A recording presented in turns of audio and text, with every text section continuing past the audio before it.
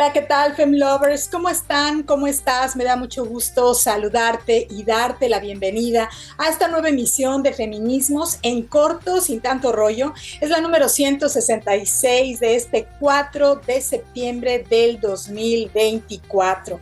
Yo soy Aide Serrano y me da muchísimo gusto saludarte a través de la señal de Maya FM en el 103.5 que estamos transmitiendo desde Cancún, Quintana Roo. También saludo a quienes nos ven y nos escuchan a través de la señal de CIPSE TVCUN, así como del Sistema Quintanarroense de Comunicación Social. También agradezco a mis amigas y amigos de los medios de comunicación que retransmiten este programa: Click Noticias, Verdades Quintana Roo, Pulso Sur, Quinta Avenida Playa del Carmen, Cancún Caribe Mexicano, Las Noticias del 10, Maya Politics Sureste, QR Noticias y Mujer Total Chetumal. Te invito a que te suscribas a mi canal de YouTube, me encuentras como Aide Serrano, también en mis redes sociales, también el Feminismos en corto sin tanto rollo, igual con Aide Serrano y en corto sin tanto rollo. Bueno, pues como sabes, este programa es una invitación a construir una reflexión crítica acerca pues de muchos comportamientos que consideramos normales, que están llenos de misoginia, de machismo, de estereotipos, de roles, de género, de mandatos de género, entre muchos otros, por supuesto. Todo esto en corto, sin tanto rollo. También saludo a quienes nos están escuchando a través de la señal de Riviera FM en el 98.1 todos los sábados a las 2 de la tarde. Los sábados también a las 10 de la mañana por Caribe FM en el 101.9. Incluso los sábados en el centro, en el corazón de nuestro estado, en la zona Maya, en Radio Chan Santa Cruz en el 660 de AM a las 10 de la mañana. También saludo este domingo quienes nos están escuchando a las 11 de la mañana en la ciudad de Chetumal, capital, en el 860 de AM, y también en Chetumal, pero FM en el 100.9. Bueno, hoy vamos a hablar, tú sabes que aquí abordamos temas que tienen que ver con las efemérides también feministas, pero también revisamos conceptos que son importantes conocer. Por ejemplo, el lenguaje incluyente y no sexista. Pues hay todavía un debate, sin embargo se ha avanzado muchísimo, por eso hoy lo vamos a revisar. ¿Qué es el lenguaje incluyente y no sexista? Bueno, pues se refiere a toda expresión verbal o escrita que hace explícito el femenino y el masculino, pero que además se refiere con respeto a todas las personas. Por otro lado, te comparto mi reflexión de esta semana, a la que le he llamado la guerra contra las mujeres. Esta es una guerra que se libra en todo el mundo. Y esta semana, hace unos días, las autoridades de Afganistán dieron a conocer una legislación que, según la ONU, intenta convertir a las mujeres en sombras sin rostro ni voz. Se trata de una serie de medidas que refuerzan las violaciones a sus derechos, como la libertad de expresión, de circulación y de discriminación. Aquí te lo voy a contar. También, tristemente, los familiares de la joven enfermera de 22 años tuvieron que bloquear la carretera Cancún-Chetumal para llamar la atención de las autoridades y que se buscara a la joven que estaba desaparecida desde el pasado jueves. Desafortunadamente la encontraron sin vida. Se trata de Dulce Yareli Flores Monge, quien fue víctima de un homicidio presuntamente a manos de su novio. Se trata de un feminicidio por las condiciones en que fue encontrada. Bueno, de eso vamos a hablar también hoy. Y bueno, en la entrevista estelar conversé con la directora del Centro de Integración Juvenil de Cancún, la psicóloga Lilian Negrete, acerca de los servicios que prestan en esta institución, mejor conocidos como los CEDIS, y que han incorporado la salud mental tan necesaria que pues tenemos que revisar todas y todos. Estamos aquí en Feminismos en corto, sin tanto rollo. Comenzamos. Cuando promovemos el uso incluyente y no sexista del lenguaje, buscamos erradicar la discriminación en la comunicación, debido a que el lenguaje refleja la cultura y el pensamiento de las sociedades. Esto se logra eliminando las maneras androcéntricas de escribir, es decir, están centradas en el uso del genérico masculino, tales como trabajadores, funcionarios, padres de familia, niños, etc. Un claro ejemplo es: los mexicanos construyen la democracia. Esto es incorrecto debido a que invisibiliza y excluye a las mujeres en todos los ámbitos.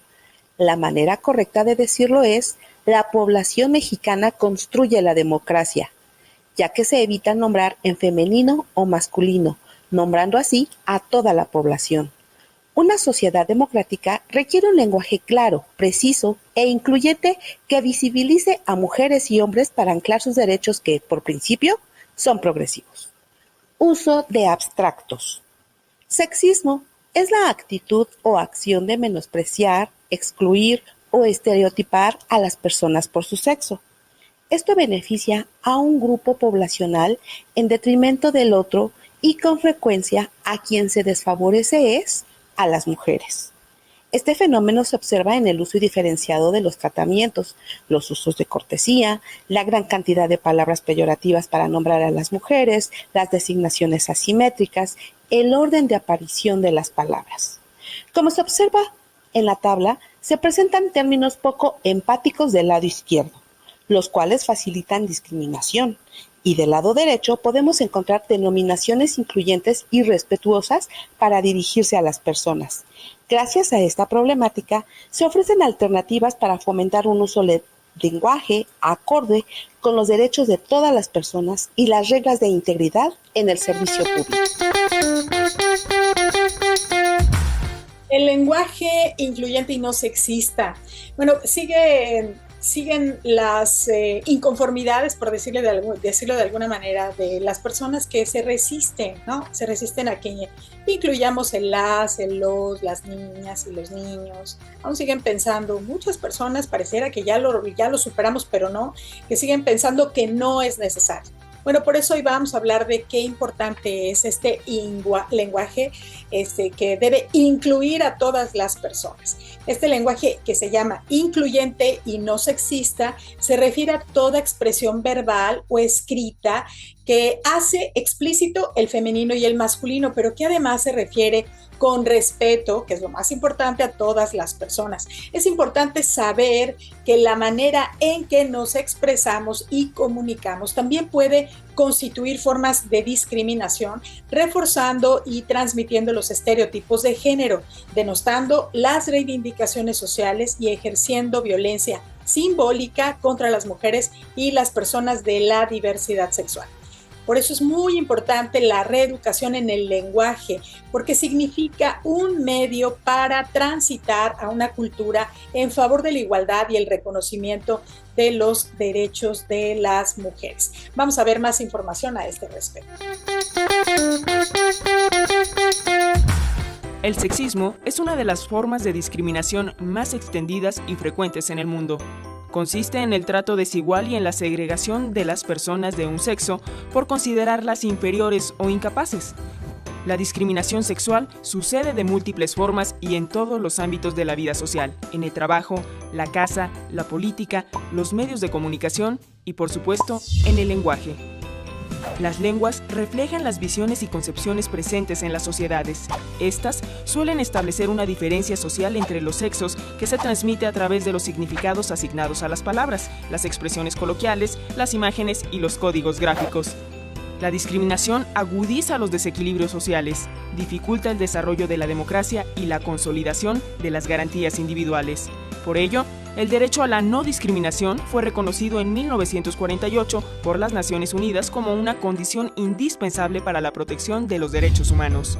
Así, los gobiernos que integran el sistema de Naciones Unidas se han comprometido a adoptar medidas para erradicar los usos excluyentes del lenguaje, nombrando lo silenciado históricamente, promoviendo valores de respeto, escucha e inclusión entre los seres humanos y hacia lo femenino específicamente. Sin embargo, en el español, el masculino es el género no marcado. El género femenino no puede ser usado para generalizar dentro de un grupo mixto. Piensa cuando lees los derechos de los niños. La frase evidentemente incluye a niños y niñas, aunque solo esté escrito uno de los géneros. El problema se presenta más allá de las cuestiones gramaticales y se adentra en cuestiones ideológicas, puesto que el uso de este género como neutro se asocia con el predominio de los varones en la sociedad, y hay quienes argumentan que su empleo contribuye a que las mujeres muchas veces sean discriminadas al no ser nombradas. Incluso hay discursos que fracasan, son poco exitosos o provocan rechazo por no hacer verdaderamente partícipes a quienes escuchan. Todos los mexicanos pueden entrar al ejército, ¿y las mexicanas? Hay que hacer énfasis en que, hasta hace relativamente poco, el ejército era una institución constituida principalmente por hombres. Por lo tanto, sería prudente incluir al género femenino explícitamente en este tipo de generalizaciones. Todos los mexicanos y mexicanas pueden entrar al ejército. Debemos tomar conciencia de que el lenguaje tiene que estar al servicio de la colectividad, abierto a los cambios y tener en cuenta nuestras necesidades de expresión de pensamiento y de comunicación. Las lenguas se transforman. Tienen que hacerlo porque la realidad está en un constante e inevitable cambio. Las lenguas mueren cuando se encierran en normas inflexibles y se quedan por detrás del presente, porque entonces no nos sirven para entendernos ni para entender el mundo. Continuamos aquí en Feminismos en Corto, sin tanto rollo, y hace unos días un feminicidio, uno más que se suman a la larga lista de asesinatos de mujeres por razones de género, sacudió la capital de nuestro estado, de Chetumal. Se trata de la joven enfermera de 22 años, Dulce Yareli Flores Monge. Fíjense nada más, sus familiares tuvieron que bloquear la carretera para llamar la atención de las autoridades y que se buscara a Dulce Yareli Flores Monge, de tan solo 22 años. Ella estaba desaparecida desde la semana pasada, desde el jueves 28 de agosto. Inmediatamente sus familiares avisaron a la fiscalía, allá en la vicefiscalía del sur del estado, en Chetumal, para avisar que Dulce Yareli Flores no había llegado a su casa. La última vez que la vieron fue en un parque de Chetumal, en el parque del Bosque, y avisaron que deberían buscarla, así como detener al novio, porque fue la última persona con la que la vieron con vida. Sin embargo, pasó el viernes, el sábado. Fue hasta entonces que sus familiares decidieron bloquear la carretera Cancún-Chetumal. Esto ocurrió el domingo. Muchísimas personas, ciudadanas y ciudadanos conscientes de la situación, se sumaron al bloqueo, solidarizándose para presionar. Imagínense qué necesidad de que se tengan que llegar a los bloqueos, a las manifestaciones como las del 8 de marzo, para que las autoridades hagan su trabajo, porque en desapariciones como esta, las primeras horas son cruciales para salvarle la vida a una persona, para que no la sustraigan o se la lleven a otro estado. Desafortunadamente, cuando las autoridades hicieron caso, que fue hasta el lunes, este lunes pasado, que ya estábamos a 2 de septiembre, varios días después, incluso el domingo persistía el bloqueo, fue hasta el lunes que detuvieron al novio y él confesó donde había arrojado el cuerpo de Dulce Yareli Flores. Ese es el feminicida, confeso. Y bueno, esa es la situación, no solamente en Chetumal, en Quintana Roo, en Cancún, en Playa del Carmen, en varias ciudades de Quintana Roo, de cómo las autoridades, en este caso la fiscalía, pero en general el gobierno, no le importa la vida de las mujeres.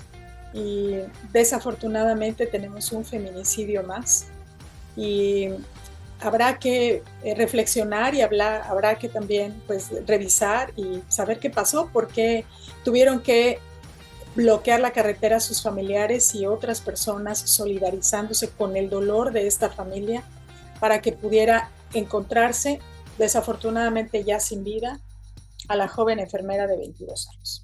Estamos aquí en Feminismos en Corto, sin tanto rollo. Continuamos. La guerra contra las mujeres. Soy Aide Serrano y te comparto mi reflexión de esta semana. Hay una guerra contra las mujeres en todo el mundo. Esta semana las autoridades afganas dieron a conocer una legislación que, según la ONU, intenta convertir a las mujeres en sombras sin rostro ni voz. Se trata de una serie de medidas que refuerzan las violaciones a sus derechos, como la libertad de expresión, de circulación y de discriminación. La ley, la llamada Ley de Promoción de la Virtud y Prevención del Vicio, recientemente adoptada por las autoridades de facto de Afganistán, consolida políticas que borran por completo la presencia de las mujeres en público. Así lo advirtió la Oficina del Alto Comisionado para los Derechos Humanos. Las mujeres, por ejemplo, tienen prohibido circular en la calle sin la compañía de un familiar varón.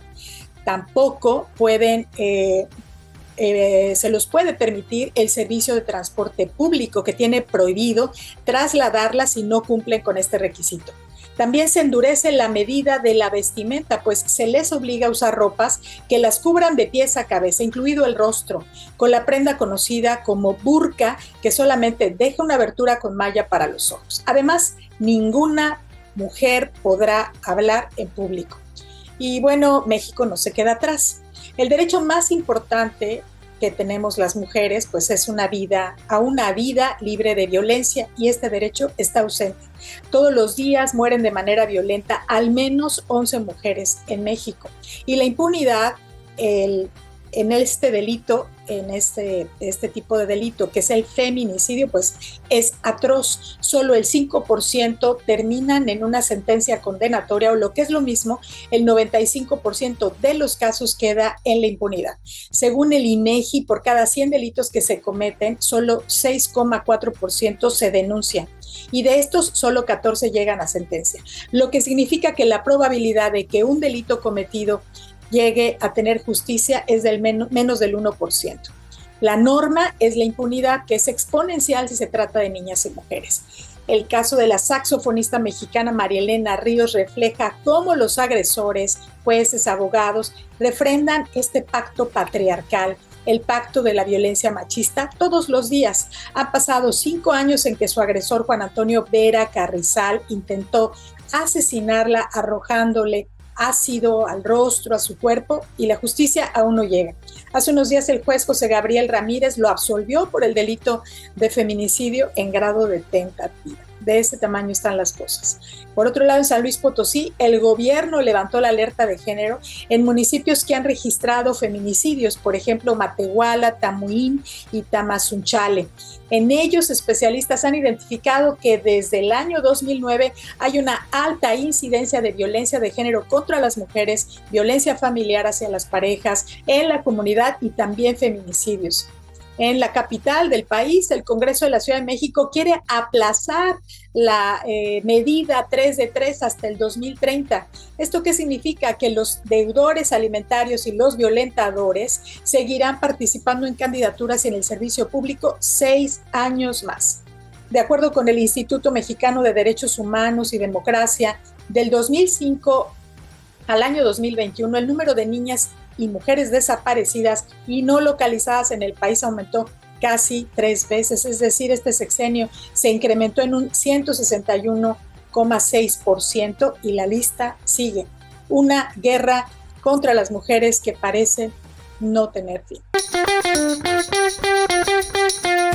Fíjense nada más qué noticia. Una mujer fue abusada por decenas de hombres luego de ser drogada por su esposo con ansiolíticos. Al menos 50 hombres ya han sido formalmente identificados por las autoridades y serán juzgados junto al acusado principal, todo esto en Francia. Este lunes, hace unos días, un jubilado de 71 años se enfrentará a un juicio en Francia por el espeluznante delito de haber drogado a su esposa durante aproximadamente 10 años con el fin de entregarla a desconocidos que abusaban de ella en su propio domicilio en el sur de Francia. Este es uno de los casos más perturbadores de la historia reciente de Francia, que involucró a más de 70 personas, todos hombres, que serán juzgados en un proceso que durará 4 meses en la Corte Criminal de Aviñón.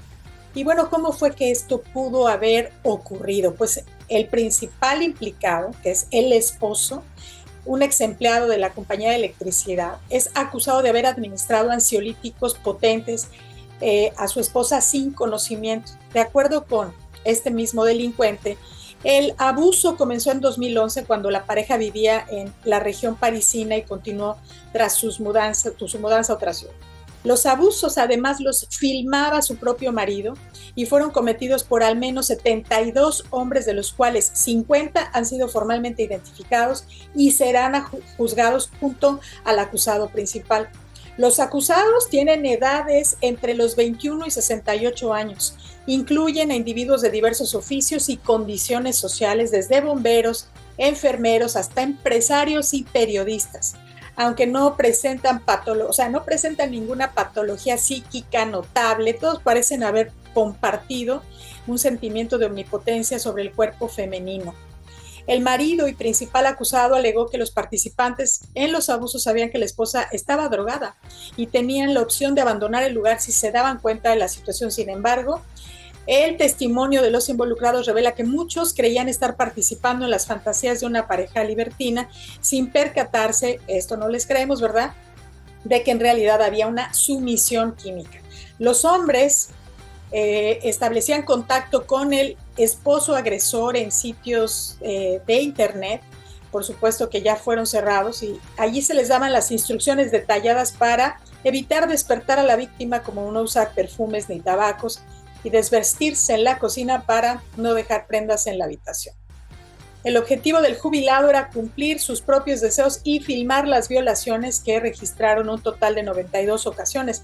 Al revisar la computadora, los investigadores encontraron miles de fotos y videos de la mujer en posiciones que evidenciaban su inconsciencia durante los abusos. La esposa ha estado durante todo este tiempo, estaba más como en un estado de coma que en el sueño, así lo dictaminaron los médicos. Ella no estuvo consciente de todo lo que ocurrió. ¿Cómo fue que encontraron esta situación? ¿Cómo fue que la descubrieron? Bueno, pues el marido fue sorprendido en un centro comercial filmando bajo las faldas de varias mujeres, esto obviamente en público, en un centro comercial. Cuando lo detienen, revisan su celular y entonces es que, pues incluso la mujer, que desconocía de este asunto, pudo darse cuenta.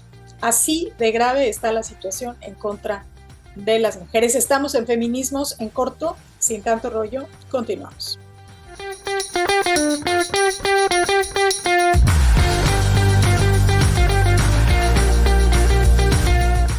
Estamos aquí en Feminismos en Corto, sin tanto rollo, en la entrevista estelar, y me da mucho gusto darle la bienvenida y saludar a la psicóloga Lilian Negrete Estrella. ¿Cómo estás, Lilian?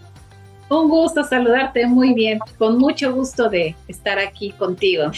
Encantada de conocerte. Lilian y yo nos conocimos apenas, fíjense, en una reunión del Consejo Coordinador de Mujeres Empresarias, esas reuniones que son importantísimas. Tomamos protesta, reiteramos nuestro compromiso en ese consejo, pero también se reúnen mujeres muy interesantes que tienen mucho que compartir, como Lilian hoy. Ella es directora del Centro de Integración Juvenil de Cancún desde hace, ¿cuántos años? Más de 10 años, ahorita nos va a contar Lilian. Y así es. Ella, además de ser psicóloga, como les acabo de comentar, es egresada de la Escuela Nacional de Estudios Profesionales, ahora FES Iztacala, de la Universidad Nacional Autónoma de México. Tiene experiencia en atención de víctimas de violencia sexual e intrafamiliar, con el apoyo y acompañamiento para el proceso legal, así como también ha dado pláticas y talleres de sexualidad y prevención del abuso sexual como parte de un programa en la Procuraduría del Estado de México, en la que tiene muchos años de experiencia. Les voy a seguir contando qué más ha hecho la psicóloga Lilian Negrete, pero la traigo aquí porque ella dirige este Centro de Integración Juvenil, y pienso que hay muchas personas que no sabemos que existen, que realizan una labor muy importante allí. Y bueno, vamos a empezar por el principio. ¿Qué son los centros de integración juvenil? Los centros de integración juvenil son una organización no lucrativa que inicia a finales de los 60, inicios de los 70, para poder dar atención a un problema muy específico que se presentaba en ese momento para los jóvenes. No existía un lugar donde pudiera atenderse a jóvenes con problemas de adicciones, y en ese momento un grupo de visionarias encabezadas por la señora Kena Moreno, que es nuestra fundadora, decide empezar a abrir este primer lugar de atención, y que a lo largo del tiempo, pues ahorita ya somos 120 centros trabajando en la República Mexicana, y precisamente este año estamos cumpliendo 55 años ya de haberse fundado y de trabajo continuo, trabajando, que inicia como esta parte de atención a las adicciones, pero bueno, ya de 2 años para acá estamos trabajando salud mental y adicciones. Importante que estés aquí para compartirnos las tareas de los centros de integración juvenil, porque es la sociedad civil organizada, y acabas de mencionar mujeres visionarias. ¿Fueron mujeres las que se dieron a la tarea de crear estos centros de integración juvenil? Háblanos de ellas. Mira, yo creo que aquí es muy importante hablar de la figura de la señora Kena Moreno, porque además, independientemente de ser un ser humano muy comprometido, que ha tenido funciones de trabajo a nivel de turismo, a nivel de empresarial, a nivel también de gobierno, es una persona que siempre ha estado muy preocupada por el trabajo para y con los jóvenes. Gracias precisamente a la visión que ha tenido, es como estos centros de integración juvenil incluso han sido considerados dentro de gobierno como una paraestatal. Entonces, lo que ha permitido precisamente que nosotros tengamos esta línea de trabajo que además da frutos, ¿sí?, para hacer investigación y para tener líneas muy específicas de trabajo, que además no solamente es un trabajo hecho y reconocido en México, sino a nivel de Latinoamérica y a nivel del mundo. Entonces, realmente mujeres como la señora Kena Moreno, y ahora también nuestra directora, la doctora Carmen Fernández Cáceres, que es también nuestra directora general, pues son mujeres que han empoderado y que llevan una línea importante de este trabajo para las comunidades. Y qué necesario el trabajo, porque pues, la realidad es que los gobiernos, me refiero a los 3 niveles, al municipal, al estatal, al federal, no se dan abasto para las problemáticas que hay en las comunidades, en las ciudades, particularmente con las personas jóvenes. Ahora hablamos de adicciones y que están atendiendo otros rubros que me gustaría que nos explicaras, pero comenzando por el tema de adicciones. Creo que también es muy necesario saber qué hace el Centro de Integración Juvenil en este rubro, porque hay casos de adicciones graves, no tan graves, pero se da el consumo de adicción, de sustancias prohibidas, adictivas, en Quintana Roo, en el país y en el mundo. Algunas ciudades están en situaciones realmente alarmantes y muy graves. ¿Cómo, si alguna de las personas que nos está escuchando está en una situación así, un joven o una joven está pasando por un problema de adicción, cómo se les puede ayudar en un centro de integración juvenil?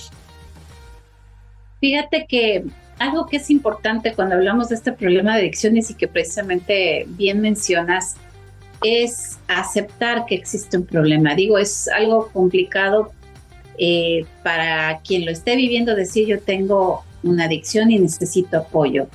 Pero más importante y más problemático es cuando es un menor de edad o es un joven, y que además, como papá y mamá, tengamos que aceptar que tiene un problema y después, ¿a dónde? ¿Quién me puede ayudar ante esta situación? Y es ahí donde entra la importancia de los profesionales que trabajamos en este ramo. ¿Qué es lo que va a brindar los centros de integración juvenil? ¿Qué hacemos? Nosotros recibimos al paciente o recibimos al familiar con la problemática que nos está enfrentando, y lo que hacemos nosotros es brindarle un acompañamiento. Lo recibimos, los entrevistamos, hacemos un acompañamiento sin juzgar, ¿sí? Y para identificar cuál es la problemática. A partir de ello, determinamos el tipo de tratamiento que va a seguir. Empezamos un trabajo, pero sabes que es muy importante el poder darles el espacio, y sobre todo que puedan entender que aquí no podemos obligarlos a tomar un tratamiento si no quieren, sino que es algo y es un momento donde ellos pueden darse una oportunidad de hacer un cambio. Y la otra que es muy importante, y también trabajamos mucho con la familia, es tú vas a llegar a acompañar, pero también, ¿por qué no?, a trabajar algo que pueda ser de apoyo para él o la familiar que lo necesita. Y en ese sentido, entonces, le damos su espacio al paciente y su espacio a la familia. ¿Por qué hacerlo así? Porque sabemos que si trabajamos en ese conjunto, la posibilidad de que esa persona se recupere va a ser mucho más amplia y más rápida a cuando solamente se presenta el paciente y toda esta parte y este contexto donde trabaja no existe ningún cambio, ¿no? Entonces vamos a dar este acompañamiento con psicólogo, con médico, con trabajo social, porque es un trabajo multidisciplinario e interdisciplinario el que estamos nosotros ofreciendo, y va a ser este trabajo durante cierto tiempo, porque también cada paciente lleva un proceso diferente en cuestión de tiempo, y trabajaremos también en prevención de recaídas. Ese es como parte del programa, además de buscar una rehabilitación y una reinserción social. ¿Cuáles son las principales adicciones que ustedes han detectado a lo largo de todos estos años que se dan en las y los jóvenes? Fíjate que dentro de la historia de los pacientes que asisten a centros de integración juvenil, en primer lugar, pues vemos como muy continuo y presente el consumo de alcohol. Ese es un consumo que además hay muy baja percepción de riesgo. Si estamos hablando de drogas legales, de drogas permitidas, y que además hasta cierto punto se normaliza el consumo, y que es preocupante. Cuando hablamos de otro tipo de drogas, y sobre todo de no permitidas, estamos hablando de el inicio de consumo de marihuana, que incluso aquí en Quintana Roo en estos últimos años rebasa el inicio de consumo con alcohol, porque siempre hemos sabido que con el alcohol es con lo que inician, y aquí en Quintana Roo ya hemos tenido casos donde están iniciando ya con marihuana y no forzosamente con alcohol. Entonces, lo que hace más importante el trabajo que tengamos que hacer a nivel de prevención, y de ahí que estén consumiendo estimulantes como son la cocaína, como es el crack, y ahora que tengamos casos con relación a otros estimulantes como son los derivados de las metanfetaminas o anfetaminas. Estamos conversando con la psicóloga Lilian Negrete Estrella, quien es la directora del Centro de Integración Juvenil de Cancún, y esta incidencia del consumo de sustancias. Qué bien que me corriges, querida Lilian, con relación a las sustancias también permitidas, porque el alcohol tiene esta particularidad de que es una droga que está socialmente aceptada. La encuentras en todos lados, está presente en todas las series que vemos, las películas, lo mismo que el tabaco, y no parece haber una sanción, aunque se ve en gran parte de los contenidos, por ejemplo, que consumimos también en redes sociales, se ven a personas adultas consumiendo alcohol o cigarro. Sabemos que esos son mensajes que están llegándole a las niñas y a los niños. Me gustaría que al regresar de la pausa nos compartieras cuáles son las condiciones que se dan también en las familias para que las y los jóvenes empiecen a consumir drogas. Estamos aquí en Feminismos, en corto o sin tanto rollo. Ya regresamos. Ya volvimos después del corte. Estamos conversando con la psicóloga Lilian Negrete Estrella, acerca bueno, de varias cosas, pero en particular estábamos ahora hablando acerca de las adicciones y cómo es importante que la familia acompañe a una persona joven que ha caído pues ya en las adicciones. Hay algunas condiciones que se hayan identificado que favorecen el consumo de sustancias prohibidas y no prohibidas y que derive en una adicción, esto dentro de la familia, Lilian. Claro, mira, yo creo que tiene mucho que ver cuando estamos hablando de la familia. Por un lado, hablamos mucho del ejemplo, ¿no? Si esto se consume dentro de casa, pues la posibilidad de que la probabilidad aumenta en cuestión del consumo, ¿no? Hablamos mucho de que se predica con el ejemplo. Entonces yo no puedo decirle a alguien no hagas algo cuando lo están viendo que lo estamos haciendo, ¿no? Cuando hablabas precisamente y que empatizábamos muy bien esta parte de lo permitido, con, por ejemplo, el consumo de alcohol o incluso el consumo de tabaco, para el menor crece como algo familiar, como algo que forma parte de los patrones de costumbres y en ese sentido pues no hay un peligro. Por más que tú le digas a alguien no lo hagas porque te hace daño, pero si yo lo estoy viendo que lo estoy haciendo, no es un mensaje claro y puede llegar a ser contradictorio, ¿no? Ahora, por ejemplo, con el cigarro, que bien lo comentabas, pues hoy incluso en los jóvenes lo que está aumentando es el consumo de vapeadores y eso pues también nos alerta. Pero bueno, regresando a esta parte de la familia, entonces tenemos esta parte que es el ejemplo, por otro lado, el no tener las normas claras y precisas en relación a esto y que estas reglas tienen que estar en casa, pero también son reglas que se deben de llevar fuera de casa. Aquí hay una situación también que hemos observado y que se da mucho en los papás. Dicen, bueno, de que lo haga fuera a que lo haga en mi casa, pues prefiero mejor enseñarle para que sepa a qué se va a enfrentar y sepa que no está bien. El problema es que si tú a un adolescente, a un chico le enseñas, pero él no está preparado ni física ni psicológicamente para ello, pues la probabilidad de que ese consumo se dé va a ser muy alto, porque si le gusta, pues eso es algo que va a hacer que repita.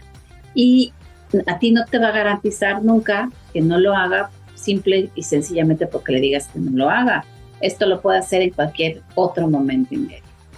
Y otra de las situaciones en casa que son importantes resaltar, pues cuando hay problemas en la familia, problemas de comunicación, cuando hablamos de situaciones de violencia, de un clima que no es el adecuado, donde no hay una comunicación clara con los espacios, y no solamente para decir entre los adolescentes, incluso entre las mismas parejas, pues estamos provocando un clima donde el joven no se siente a gusto, donde el chico no se siente a gusto, y obviamente busca espacios y climas donde ellos puedan expresarse, donde ellos puedan hablar, e incluso donde ellos se sientan acogidos, donde se sientan apoyados emocionalmente, y a veces en esa búsqueda llegan con personas que tienen este tipo de adicciones.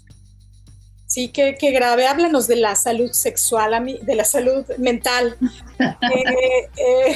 La salud sexual también es muy importante.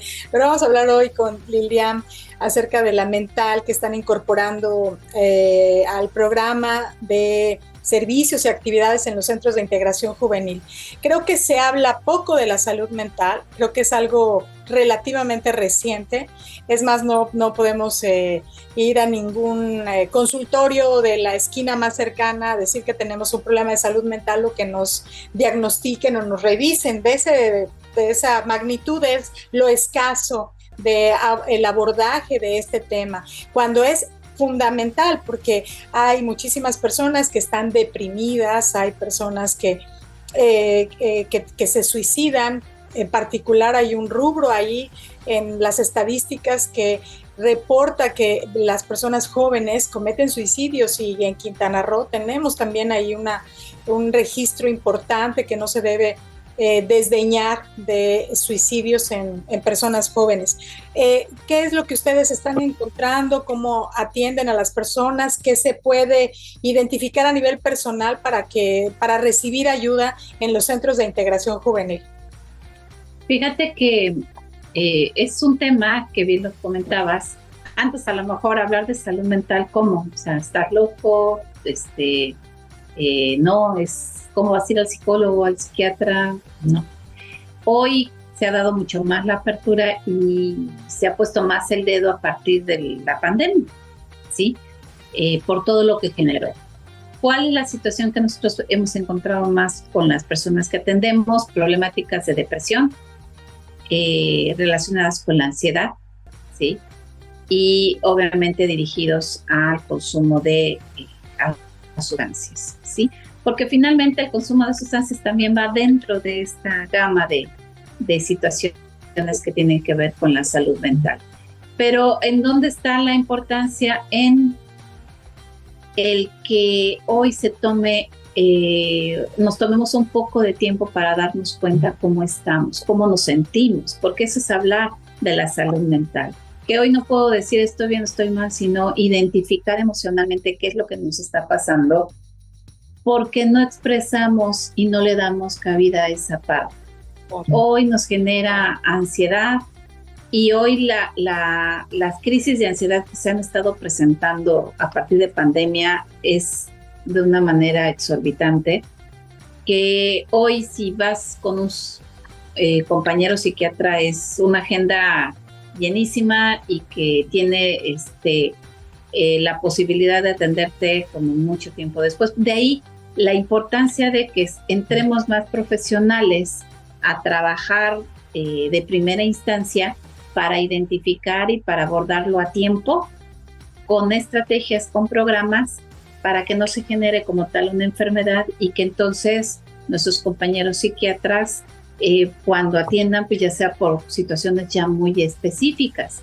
Entonces, lo que estamos haciendo en los centros de integración juvenil es empezar a atender de manera inmediata ya que se canaliza, y que precisamente algo que se está tratando de promover es bajar esas incidencias para no llegar a situaciones drásticas como las que acabas de mencionar, ¿no? Que es muy complicado, esta situación de atentar ya con tu propia vida y que tiene que ver por un lapso de tiempo donde no se le dio la atención debida, y por otro lado, que también es muy triste y que muchas están conectadas con consumos excesivos de alcohol o de alguna droga, que es cuando se desinhiben y se da la situación a dar esos pasos. Sí, es importante señalar que una toma de decisiones, voy a decir de desvivirse, porque ya sé que sancionan en las redes sociales estas palabras, es gradual. O sea, comenzó con algunos primeros síntomas de depresión, ansiedad. Quiero aprovechar que estás aquí como experta en este tema, querida Lilian, para que nos digas a quienes estamos escuchando y viendo cómo podemos saber si una persona tiene síntomas de depresión, de ansiedad que puedan derivar en algo y que hay que atender, porque a lo mejor también a nivel personal no lo sabemos, o dices, ay, no tengo ganas o me siento cansada, y si es recurrente, platícanos cuáles son los principales síntomas que hay que tomar en cuenta, por ejemplo, para identificar la depresión. Mira, yo creo que uno de los principales síntomas que nosotros tenemos que darnos cuenta es esta sensación de tristeza o de cansancio que es ya recurrente y que además ya debe de pasar todo un tiempo continuo para hablar de que ya estamos viviendo una situación de depresión. Cuando nos damos cuenta que no hay una satisfacción, que no hay una motivación, que hay cosas que ya no te agradan, ¿sí? Pero además que no hay esas ganas y esas fuerzas para hacerlas. Cuando tú ya estás recurriendo a situaciones para cubrirlas, como es dormir más de lo que siempre duermes, cuando tienes esta necesidad de comer más de lo que comes constantemente, cuando tus estados de ánimo están subiendo y bajando constantemente, tenemos que, son alertas que nos están llamando y que nos dicen que tenemos que empezar a revisar, que tenemos que empezar a checar, ¿sí? Porque a veces podemos estar pasando un periodo de depresión y no nos damos cuenta. El problema es cuando esa depresión aumenta y cuando entonces ya puede volverse como tal una enfermedad, ¿sí? No es malo sentirse triste, no es malo, como tú lo comentaste ahorita, de repente estar cansado y decir, pues tengo ganas de dormir y no hay problema, pero lo identificas, sabes por qué es, sabes que es debido a una situación, pero el problema es cuando de la nada me siento así y cuando además esa sensación se mantiene ya por un tiempo, ya en un lapso de tiempo largo, y entonces es importante buscar los apoyos correspondientes, porque lo que viene después, si no lo atendemos, son pensamientos recurrentes, son pensamientos intrusivos, y esos pensamientos vienen muchos pensamientos negativos que nos pueden conducir, obviamente, a situaciones que nos ponen en riesgo. Yo he escuchado esta metáfora de una depresión o de un proceso de depresión, porque también es un proceso. Empiezas de alguna manera y se va incrementando como si fuera un pozo en el que vas cayendo cada vez más profundamente, ves cada vez más lejos la posibilidad de ayuda o de luz. ¿Es así, Lilian? O sea, entre más tiempo pasa, la persona se va digamos, aislando más, se va considerando que tiene menos oportunidades, se va aislando de la gente. Digamos que un caso ya un poco más complicado, ¿cómo se manifiesta? Efectivamente, tienes esta posibilidad de que cuando ya estás en una situación complicada, no existe una posibilidad de ayuda, no existe una posibilidad de arreglar las cosas. Tu palabra es no se puede, no puedo, no hay cómo, no hay quién.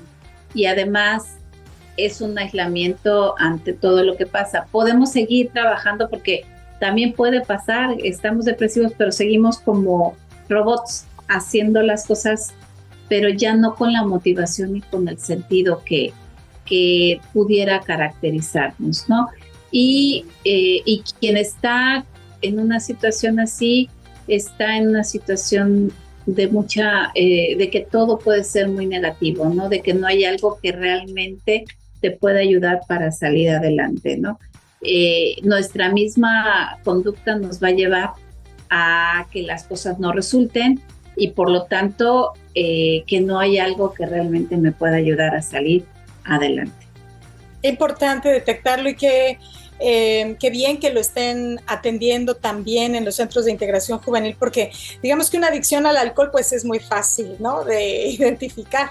O sea, se necesita dinero para una adicción, las personas que tal vez no tienen el dinero lo empiezan a robar. O sea, hay una serie de cuestiones que se notan, pues igual el tabaco, claro, que es tan caro, los cigarros son carísimos, además son adicciones carísimas. Realmente no solamente afectan a la persona que las padece, sino al entorno, a la familia, se convierte en un problema enorme que atienden los centros de integración juvenil. Estamos conversando con su directora en la ciudad de Cancún, la psicóloga Lilian Negrete. Lilian, háblanos un poquito más de lo que quieras compartirnos de los centros de integración juvenil. Ya estamos llegando a esta última parte del programa. Muchas gracias, Aide. Creo que hablar de estas temáticas nos puede dar para muchas cosas. Ahorita que te escuchaba, que a veces creemos que es muy fácil poder identificar algo y a veces estamos inmersos y no nos damos cuenta porque somos los que no lo podemos percibir y los que están a nuestro alrededor sí. Por eso es importante que cuando yo ubico a alguien que tiene algún problema, poder escuchar, poder no emitir un juicio, para poder apoyar, porque seguramente cuando alguien ya empieza a hablar de la situación es en el momento que hay que agarrarlo y vámonos para atender, ¿sí? Obligados es difícil, pero siempre va a haber un momento en que ya pido ayuda, necesito ayuda y entonces es cuando quien esté alrededor puede realmente apoyar. Fíjate que para eso nosotros estamos contando con una red de apoyo a nivel de vía telefónica. Si estoy en una crisis y me siento en un momento mal, donde pueden llamar por teléfono de lunes a viernes, es como una línea de apoyo que se llama CIJ Contigo. Se pueden comunicar en el 55 52 12 12 12. Trabaja horario de México de 8 a 10 de lunes a viernes de la noche. Aquí horario de Cancún sería de 9 a 11 de la noche. Y es importante porque son psicólogos, son médicos, son personas profesionales que están trabajando para ayudarte en esta crisis y ya después canalizarte. Tenemos también y dejamos a la mano un autodiagnóstico que te quita 4 minutos a lo mucho, donde tú puedes identificar, son pequeños tests que ya están estandarizados a la población o inventarios y donde pueden ellos, de acuerdo con un móvil, con lo que tengas en el momento, ir seleccionando y al final te va a dar un resultado que te va a dar una idea de cómo te encuentras, ya sea en consumo de alcohol, de drogas, en depresión, en ansiedad o incluso en violencia o la intención suicida. Es importante, diría por ahí, y luego ya apareció, ¿y que ahora qué hacemos? Bueno, tú puedes dejar ahí tus datos y lo que vamos a hacer nosotros, que se maneja de manera confidencial, te estaremos llamando para apoyarte y darte esa consejería. O sea, ahora decir no hay cómo y no hay dónde, creo que estamos poniendo a la orden todo este tipo de cosas que facilitan, ¿sí? Y este es el tratamiento, Aide, pero Centros también hace prevención. Hacemos prevención y hacemos capacitación. Y ahorita, por ejemplo, hay un concurso de talento musical donde a los chicos los invitamos a subir videos con canciones que ellos hacen, que ellos realicen, que motiven a más jóvenes, porque hay que empoderar a los jóvenes ahora, darles ese lugar de poder para transformar a otros jóvenes, ¿sí? Y que a través de estos mensajes ellos puedan jalar a más chicos a hacer cosas propositivas, ¿no? Y esto, hacerlo desde lo que ellos saben hacer, como es cantar, como es hacer cosas de este tipo, y que además contraponen un poquito que es lo que se busca, géneros que están hablando mucho de individualismo, que están hablando mucho de violencias, que están hablando mucho de invitación a adicciones, a este tipo de cosas que van en contra de la cultura de paz y que además los van a premiar.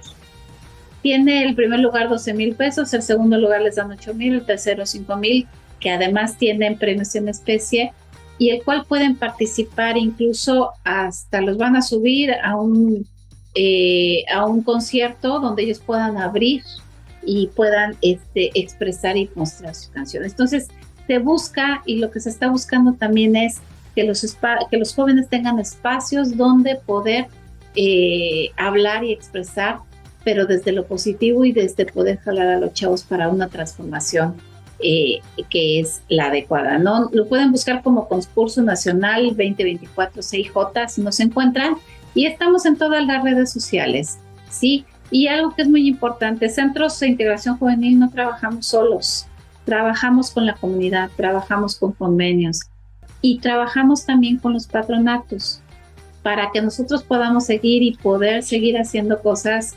Los voluntarios como la señora Fiona Moreno surgen de esos patronatos que nos están inyectando, que nos están motivando, que nos ayudan a gestionar cosas. Y ahorita acaba de tomar protesta nuestro patronato en Centro de Integración Juvenil Cancún. Este nuevo patronato pues va a tener estas funciones y bueno, pues ayer tomaron precisamente protesta, lo cual nos da mucho gusto, y con esto pues vamos a arrancar otro periodo más de apoyo excelente a cargo de la señora María Elba Carranza Aguirre, que es ahora la presidenta de nuestro patronato. Y bueno, pues aquí seguimos trabajando para todo lo que necesiten y en todo lo que podamos apoyarles. Maravilla, pues ahí está toda la información, dónde encontrar a los centros de integración juvenil, están en todas las redes, también aquí quedó grabado el teléfono, este concurso nacional, pues para los talentos de las y los jóvenes. Muchísimas gracias, querida Lilian Negrete Estrella. ¿Algo más que quieras agregar? Pues agradecerles mucho este espacio. Somos muchas personas las que trabajamos para lograr esto. Y como tú bien lo decías, y ahorita a través de liderazgos grandes de mujeres, ¿sí?